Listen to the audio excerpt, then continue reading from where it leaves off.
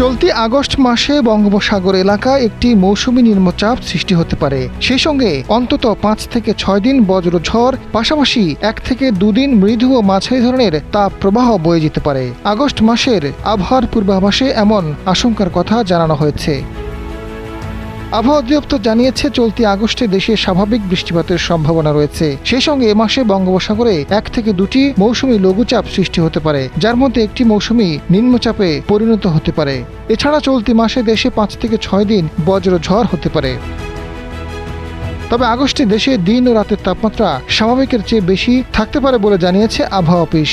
পূর্বাভাসে বলা হয়েছে, এ মাসে দেশে ১ থেকে ২টি বিচ্ছিন্নভাবে মৃদু ৩৬ থেকে ৩৭.৯ ডিগ্রি সেলসিয়াস এবং ৩৮ থেকে ৩৯.৯ ডিগ্রি সেলসিয়াস ধরনের তাপমাত্রা বয়ে যেতে পারে।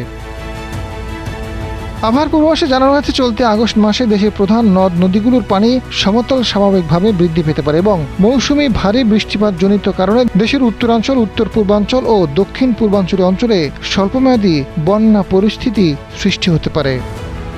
আজাদ ফারুক, সময়ের আলো।